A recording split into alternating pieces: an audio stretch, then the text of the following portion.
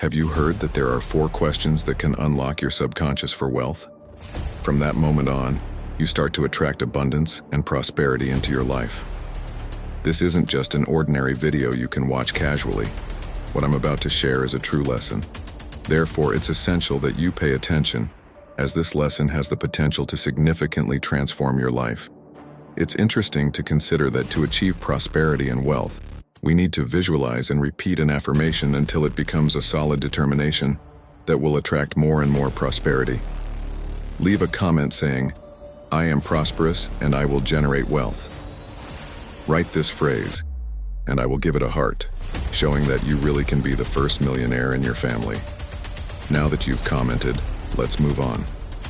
Did you know that to achieve prosperity and wealth, it's crucial to visualize and repeat this until it becomes a belief capable of attracting even more prosperity?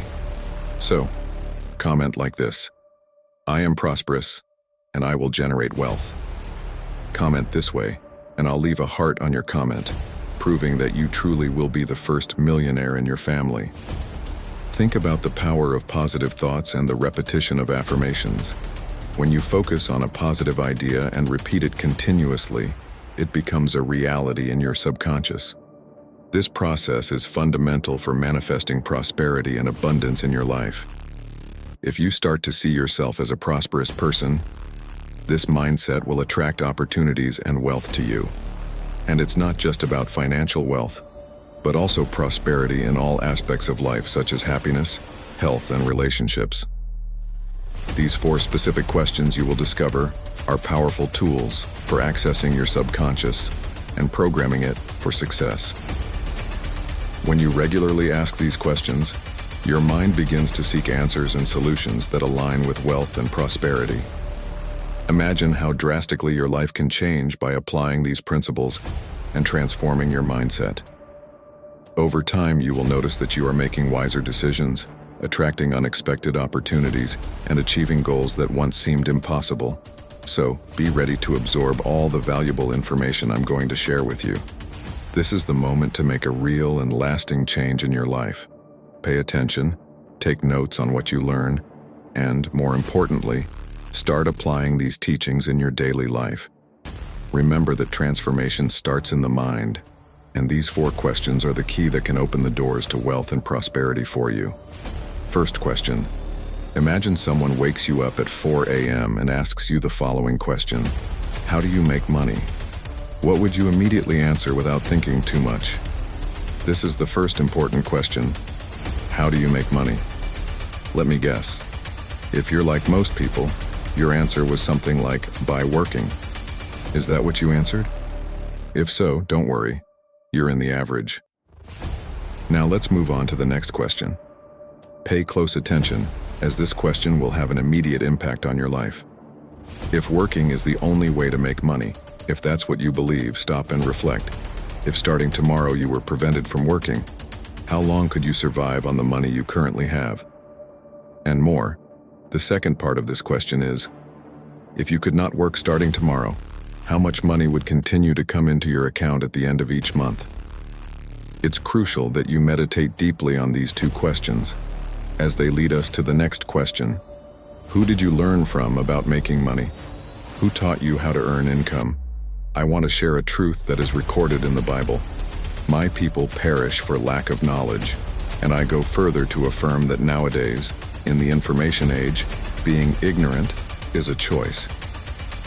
Let's explore these questions a bit more. When you believe that only by working can you make money, you put yourself on a path of exchanging time for money, meaning you rely solely on your ability to work to generate income. But the reality is that there are many other ways to make money besides traditional work, such as investments, owning businesses, royalties, digital enterprises, and even strategic partnerships. When reflecting on how long you would survive without being able to work, it's important to consider the concept of passive income sources. These incomes do not depend on your direct and constant effort, such as rental income from properties and investments in stocks that pay dividends. This type of reflection is essential for understanding the importance of diversifying your income sources. Regarding the third question, It's vital to understand that the people we learn from about making money are fundamental to our financial mindset. Often, we grow up hearing financial advice from family and friends who may not have the experience or knowledge necessary to guide us towards financial prosperity. That's why it's important to seek learning from those who truly understand the subject, whether through books, courses, or mentors who have already achieved financial success. Reflecting on these questions and expanding your understanding of how to make money is the first step to transforming your financial life. By doing this, you break limiting thought patterns and open up space for new possibilities of enrichment and prosperity. Whenever you start to reflect on money and financial issues, it's crucial that you consider an R. This R symbolizes results. Every bit of capital you possess in your life is the result of something. During childhood, from birth until around the age of 6, your mind is completely open and in a state of total absorption. You are not born knowing anything, not even what water is. Through your 5 senses, you observe and assimilate the environment around you. If you saw your father kiss you and say, "I'm going to work, I need to work to earn money," every day you automatically learned that money is earned through work. And why did you believe this? Because you witnessed your father going to work every day. Did you ever allow yourself to question, why do we need to work? Who created work? Have you noticed that working for someone else is not an innate necessity for human beings? Have you considered that? Until the age of 6, a child's mind is like a sponge, completely receptive, and everything that reaches it is accepted without question. What is accepted becomes fixed, and what is fixed becomes a truth. From the age of 6, this truth transforms into the pattern that will guide your decisions. Now pay close attention, as this is extremely relevant. We have the capacity to think, and we always think based on what we believe to be true.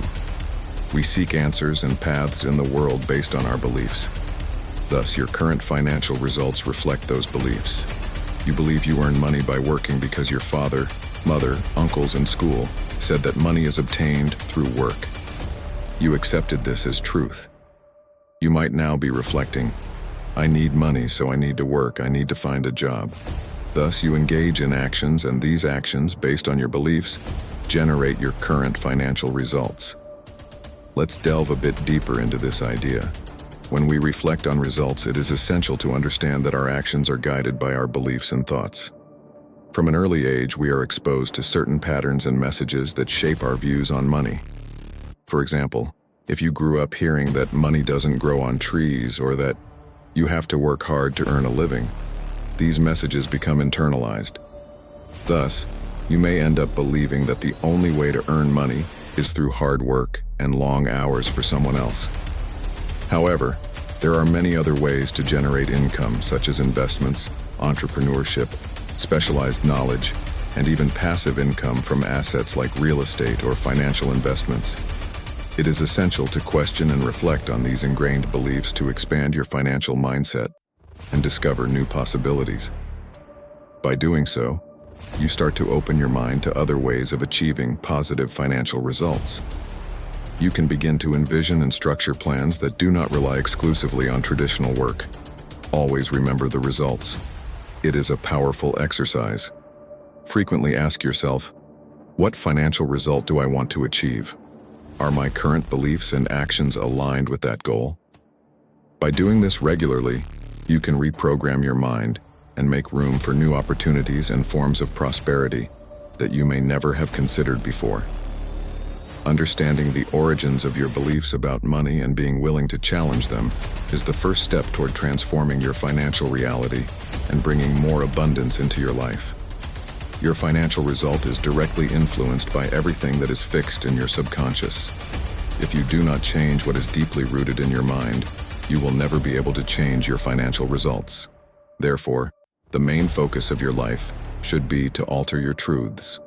If you do not change your beliefs, there will be no significant transformation in your results. Now, I will share an effective strategy to achieve your goals, something practical and simple to apply. This strategy is as follows. You will create a vision board, a panel of images that represent grand goals. How does it work? You will select images that symbolize the car of your dreams, the ideal house, the perfect trip, and any other assets you desire intensely. Collect these high-quality images and organize them on a banner or poster board. What is the next step? Daily, set aside 5 to 7 minutes every night before bed to visualize these images. Look at them, close your eyes, and imagine yourself already having achieved those goals. Visualize yourself driving that car, living in that dream house, traveling to that amazing place, and enjoying that valuable asset. You might be wondering, but why should I do this? There are several reasons why this is extremely effective. I could go into detail about quantum physics or positive psychology. I could also explain that when a goal becomes clear in your unconscious mind, you naturally alter your behavior, attitudes, and choices to align with the realization of those goals. But there is another reason, discovered recently at the end of 2015 by neuroscientists. They identified the presence of a neurohormone key to persistence, willpower, and determination. This neurohormone is called endorphin. When you visualize achieving your goals, your body releases a wave of endorphin and dopamine.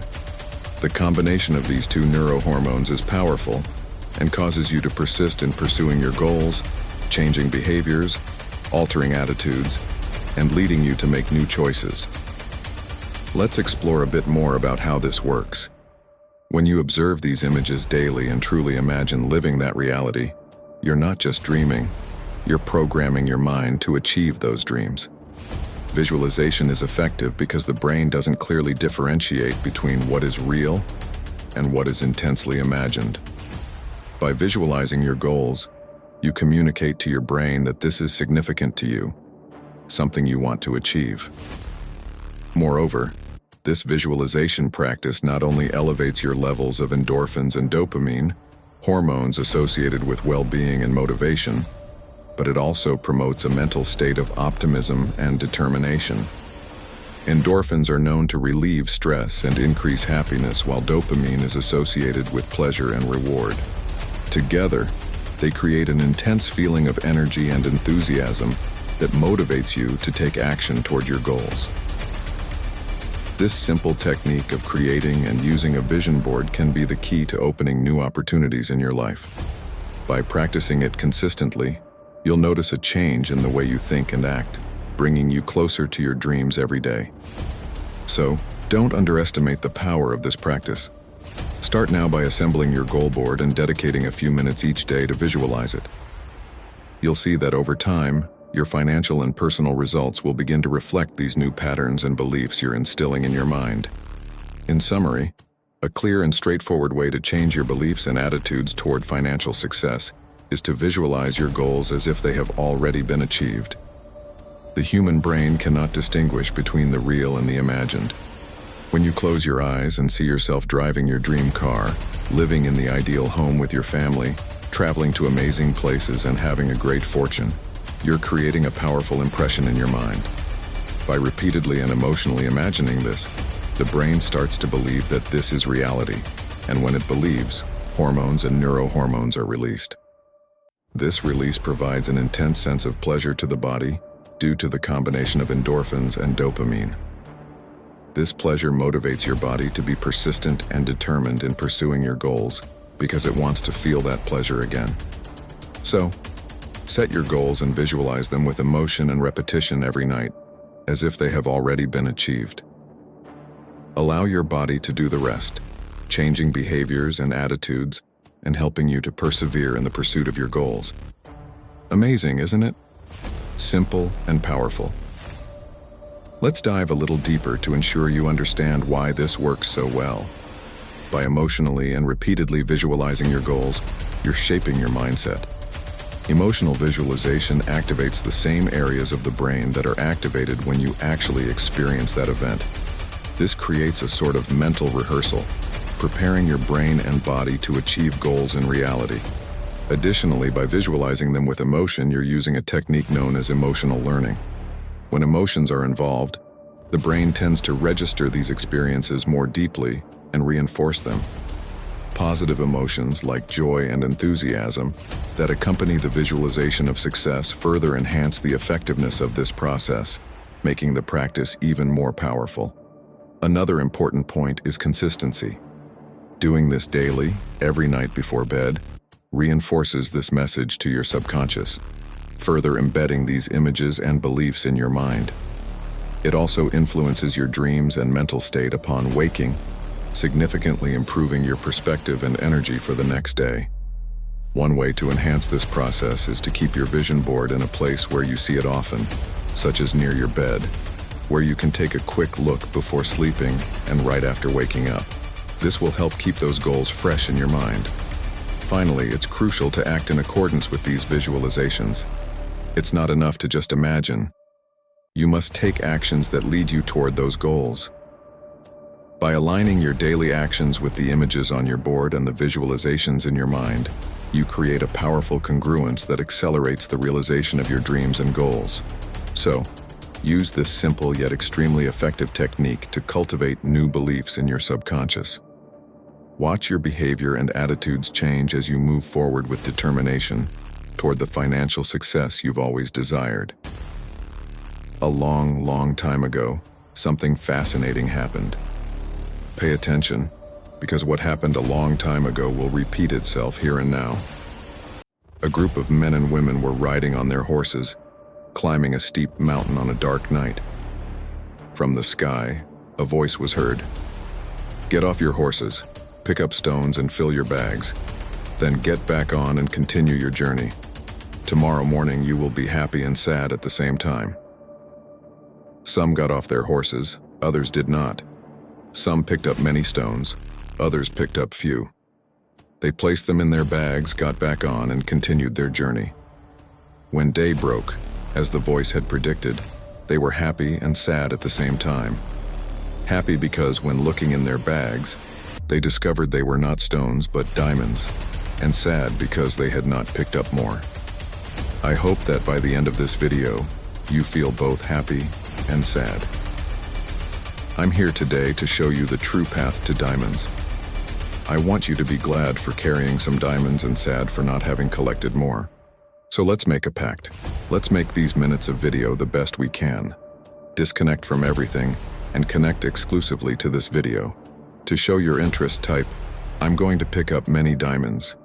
Just comment that, "I'm going to pick up several diamonds." When I see that comment, I'll give it a heart because I know you are someone who truly focuses on what you do and therefore thrives. Now that you've commented, let's move on. I want to start our study with a very important phrase. If possible, write this down. Never let what you cannot do interfere with what you can do. The main purpose of this video is to renew your hope. This is fundamental because we start to lose our lives when our memories become more intense than our ambitions. When someone begins to speak about the past, saying, "I did" or "I was," it's a sign that this person is saying goodbye to life. Therefore, by renewing your hope, you realize that you can set new goals and dreams. Now, I have a challenge for you who are watching. I would like you to reflect on the 3 most significant things that have happened in your life up to now, from the day you were born until today. What would those 3 memorable and positive moments be? If you had to choose 3 events to represent your life on this planet Earth, as the French Jesuit theologian Pierre Teilhard de Chardin said, "We are not human beings having a spiritual experience. We are spiritual beings living a human experience." Spiritual experience. We are spiritual beings living a human experience. We are here on Earth to experience this human journey. We have good moments and bad ones. It's no coincidence that we are born crying, as we already know the challenges we will face in life. This planet is not a paradise. If someone expects to be happy 24 hours a day, 365 days a year, they are in the wrong place. Here, we experience moments of happiness and less happy moments. That's part of the journey.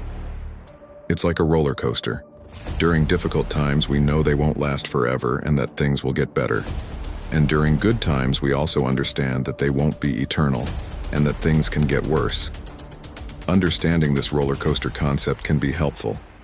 Returning to the challenge, think of 3 special moments in your life that stand out from your birth until now. Choose 1, 2, or 3 moments. I'll assume you already have these 3 moments in mind. I know one thing. At least two of those significant events were not planned. Perhaps the day you had children, formed a family, or the day you met your spouse. You didn't wake up one day thinking, "Today, I will meet someone I will fall in love with and marry," right?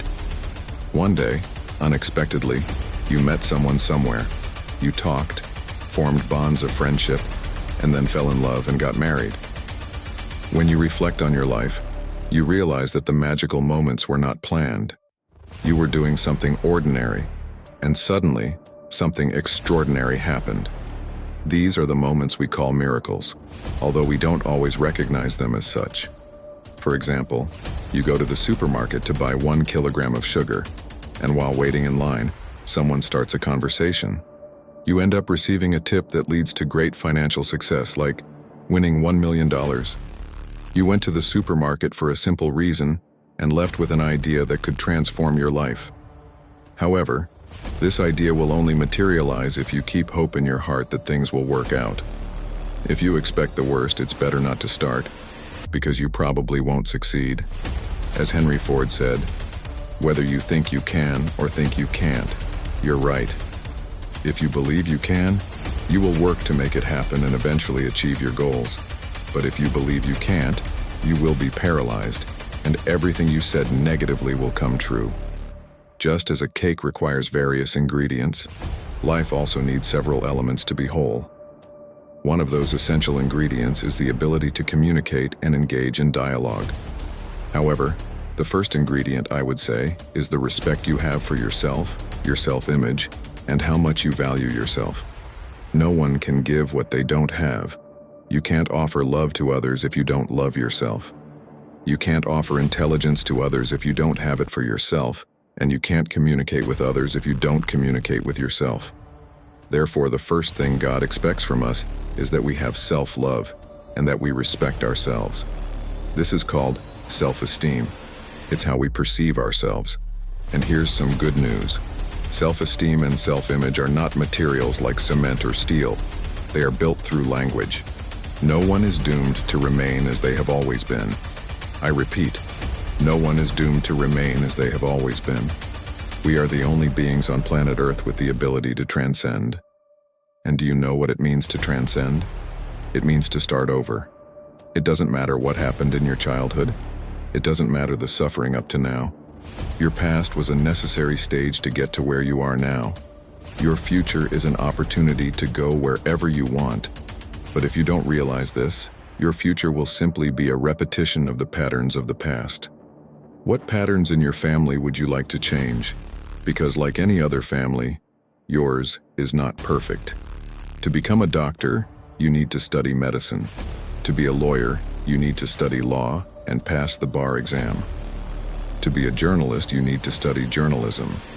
But to be a parent, you just need the basics. To have sexual relations, and children are born.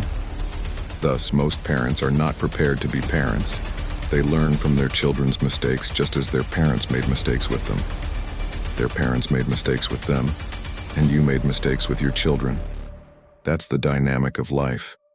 Don't blame yourself for this. It's simply how life works. We learn from our mistakes. With the second child, we make fewer mistakes. With the third, even fewer. If we reflect on what we are doing wrong, the second essential ingredient in life is communication. In the agricultural era, the landowners dominated the world, and their power was lifelong. In the industrial era, those with money had control. But today, my friends, the currency has changed, and many have not realized this.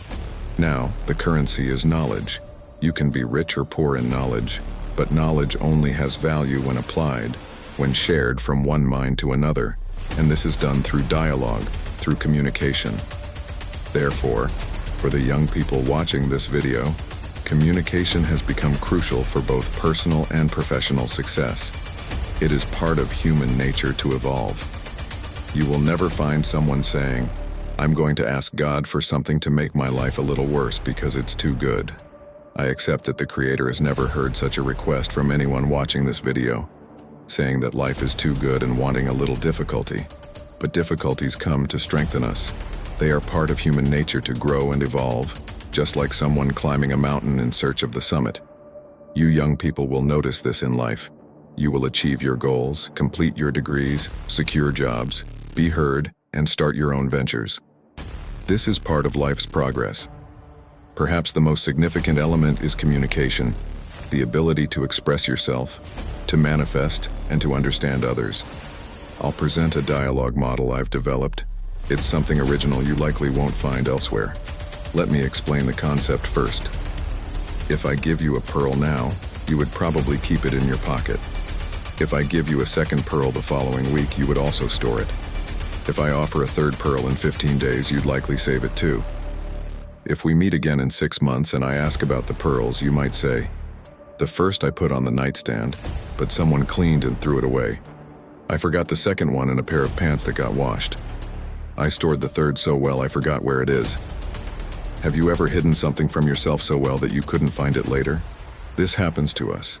Now imagine if I gave you those pearls and a nylon string to use them as a necklace. If we met again in 6 months, you would know exactly where they are and say, "Here they are. I turned the pearls into a necklace." Friends, the pearls symbolize ideas. The world is full of people who had good ideas but never executed them, or worse, had their lives harmed by them. Did you know a good idea can ruin a family or a business? This happens because, more important than the idea, is having a model that ensures its execution. If you know someone with a solid business model, whether in Sao Paulo, Tokyo, New York, Manila, or anywhere else, that person will succeed because they possess a robust framework. Let's then delve into the dialogue model. Communication has 3 levels. The first is mouth to ear, the second is brain to brain, and the third is heart to heart. Before proceeding, it's crucial to differentiate. Listening and hearing are not synonyms. We hear with our ears, but we listen with our minds. Have you ever been to a restaurant and ordered sparkling water, but the waiter brought still water instead? You made a request and he delivered something different. At that moment, the waiter was operating at level 1. At this level, no one advances. You don't connect with people or progress in life. Imagine you are in Guarulhos, ready to board a flight to Sao Paulo or New York. If the pilot said, "I'm not a pilot, but I have many opinions and have read lots of books about flying," would you stay on the plane? No. You want to know if he can fly and land safely. Life requires competence because what's on the test isn't necessarily what applies in reality. Look around your city and you'll find brilliant students who are lost in life today, while average students have become excellent entrepreneurs, contributing to society. Why does this happen? Because they know how to communicate with the world and have intuitively learned the power of communication. If you allow me, I'll begin working on this model, starting with level 1, mouth to ear, then the brain, and finally the heart. Before continuing, I want to assert that we only reach people's hearts by passing through their brains. There is no other way. It's easy to like those we admire. The real challenge is to like those we don't. Deciding to like someone suddenly doesn't solve anything. That decision is purely rational and doesn't touch the heart. If we don't like someone, reaching their heart is challenging. The way might be to understand the person, their struggles, and where they come from, why they act a certain way. Ultimately, we accept the person when we can engage in dialogue with them, operating at a level where something happens. An example is when a parent gives a lecture to a child, but their words go in one ear and out the other. The parent doesn't realize they've been repeating the same things for years, resulting in rebellion from the child. When we speak without listening, it isn't dialogue, it's a monologue. The saying goes, words convince, example drags. The best way to educate a child isn't through lectures, but through examples. They will observe the example and, over time, incorporate it into their own psychological structure. As I mentioned in a television interview, a 45-year-old father talking to a 15-year-old son needs to understand that the son has never been 45, while the father has been 15. Parents must relate to teenagers to establish effective communication. I can only communicate with you if we address a topic of mutual interest. If you have other preferences, I need to consider what interests you and start a conversation based on that, not just my own interests. Just like in a store, I wouldn't arrange the display based on my taste, but rather on the preferences of the customers I want to attract. For instance, I have a store where my sister-in-law, who is a decorator, created an exquisite display, but I sell popular products. If someone who appreciates the fancy display walks in, they might not find what they are looking for, and those interested in my products may feel intimidated to enter. In this case, the elaborate decoration might harm my business. In dialogue and communication, we should modify that saying, often attributed to the Bible: do for others what you would like them to do for you. This works well for spiritual matters, but in communication, it's better expressed as, do for others what they would like done for them. For example, if I invited you to dinner at my home, I wouldn't serve you my favorite dish without first asking what you like. In dialogue, it's essential to start by understanding what the other person wants to hear, not just conveying what we wish. Let me share a story to illustrate this. I met a businessman in São Paulo who spoke to me about his twin brother. When he was 14, he had a disagreement with the family and moved to São Paulo, where he became a successful entrepreneur. 25 years later, he decided to take his brother to meet him. He organized a celebration at a pizzeria because he loved pizza. However, his brother began to feel unwell upon entering the place, as he abhorred pizza. He tried to please his brother in what he thought was a logical way, but forgot to consider his preferences. This illustrates what happens between us. We often try to express our opinions, but fail to consider what the other person thinks, right? Reflect on this. Nature provided us with ears at the same level. What enters one ear exits the other, and thus the dialogue turns into a monologue, as there is no feedback. For there to be dialogue, first there needs to be an impactful message. You will only keep listening to me if you like what I say. I need to have something fascinating to share. Second, we must communicate figuratively, as Jesus taught. He told stories.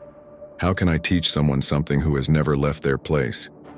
Jesus spoke of spiritual themes to those on earth, using metaphors and parables.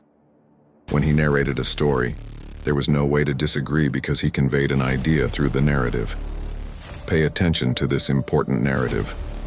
Once there was a ship loaded with gold, and suddenly the engine stopped. The ship's owner called the best mechanic in the area. He worked all day but couldn't fix it. Then they called the best engineer in the country. He worked for 2 days, but also couldn't solve the problem. Finally, they brought in the person who had designed the ship's engine. Even from a distance, he flew to the ship by helicopter, listened to the noises, touched the pipes, and found a valve with a piece of red thread. He asked if they had a hammer, and upon confirming they did, he gave it a tap. The engine started working perfectly again. The 3 workers who tried to fix the ship sent their bills. The first, who worked for 1 day, charged 100. The second, who worked for 2 days, asked for 400, 200 per day, as he was more experienced. The third, who fixed the engine with a simple tap, sent a bill for 1,000. The ship's owner agreed to pay, but with one condition. He wanted to understand how the third worker could charge so much. Then he explained, hitting a screw with a hammer costs $1, but knowing where to hit it costs $999. This isn't for the hammer strike, but for the knowledge. Now imagine we're having lunch, and I tell you this story. If you grasp the essence, you'll see how it applies later in your work. You might hire me as a consultant and ask what my fee would be. If I offer a high price and you say it's expensive, you'll understand that I'm charging for experience, not just for the service. I prepared your mind to comprehend my viewpoint through the story, using a metaphor. Those who know how to dialogue use metaphors. Politicians who win elections are good storytellers, just like priests who preach sermons appreciated by all. When you tell a story, the critical mind calms down. You convey the story along with the message you want to share, and that message fits into the listener's mind. Another crucial aspect of dialogue is using appropriate language. For example, if you are a doctor and start using complicated terms that only you understand, your patient might go home saying, "I don't know. I didn't understand anything he said." You need to admit you failed in communication. A smart doctor should use language the patient understands. Similarly, If you face a legal problem and visit a lawyer who uses complex legal jargon you don't understand, you feel lost as if you're talking to a void. It's essential to speak the language of your interlocutor during dialogue. It's not the time to impress with difficult vocabulary. The dialogue should be accessible without requiring intellectual sophistication to be understood. Use technical terminology only when speaking to someone who comprehends it. Another relevant point is perception. What you try to convey may not be exactly what the other person understands. If you consider yourself a good salesperson, your sales should reflect that. If you're not selling well, your approach may be wrong. Perhaps your language isn't suitable, your message isn't strong enough, or you're not utilizing the power of metaphors and stories. Recently, a client came to me and I told him, "You might be talking to the current customer, but you're really discussing what you did with the customer last week, while the present customer listens." This is a metaphorical strategy that invites the client to engage with your ideas, like a father talking to his child. By the end of the conversation, the child feels encouraged to try what the father is suggesting. It's an invitation life offers you. Now I need you to understand this more deeply. If you understand, you will be very successful in life. So pay attention. We are judged by three things: our appearance, what we say, and how we say it. Regarding how we say it, what we say fits into the model I'm discussing with you. There is a level where nothing happens, where you simply waste time, and communication is superficial. For example, when we order sparkling water and receive still water because the request wasn't understood correctly. Many people stand still in life because they can't communicate effectively. Communication is essential in today's world. If you take communication out of the world, it collapses, as information only has value when shared between minds, and this happens through dialogue. I mentioned that life is like a cake, with various ingredients. We started by talking about self-esteem and communication. Now let's touch on a few other aspects. An important message for you, young people watching us, and for young people of all ages. Youth is a choice. I may be 65 years old, but I maintain an energy as if I were an 18-year-old. I'm always looking ahead, thinking about what I can still accomplish in life. When I keep this focus, my body doesn't age. It remains full of vitality. Not setting goals is a mistake. You know the concept of an hourglass. It has sand that hasn't fallen yet, the future, sand that is falling, the present, and sand that has already fallen, the past. Let's focus a bit on the present. Do you know why it's called a present? Because it is a gift from God. No matter where you are, it's always here and now. Have you noticed that life is a constant here and now? It's in this moment that you live. If you can't be present, it's like a cat walking on a hot tin roof. It only feels the heat. Many people are like this, dominated by technology, by the clock, by their phones. They don't enjoy the moment and then complain about being sick, tired, having trouble sleeping, and unable to concentrate on something simple like reading a book.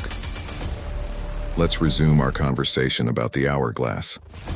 The sand that hasn't fallen yet represents the future. The sand that is falling is the present, and the sand that has already fallen is the past. Have you heard that the past shapes the present and the future? That is true.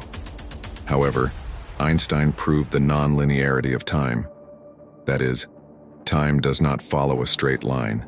I will show that the future also influences the present, and that the present can even recreate the past. Imagine you buy a trip around the world for a month from now. Suppose today is Sunday. I assure you that Monday already becomes more interesting.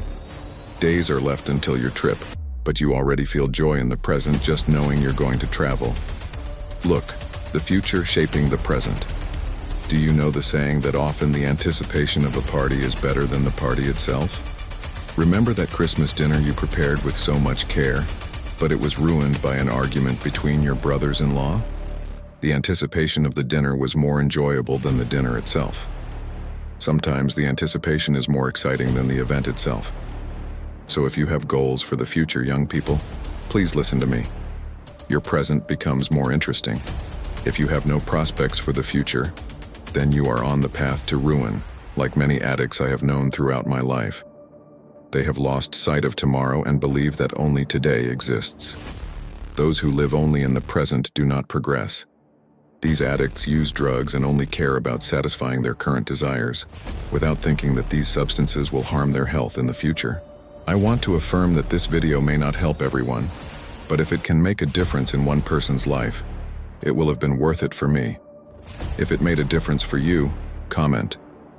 It made a difference for me.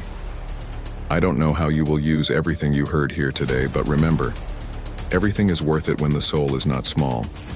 I hope new paths open for you, and that God is always by your side, lighting your journey. Now 2 videos full of wisdom are appearing on your screen. Click on them and go watch them now.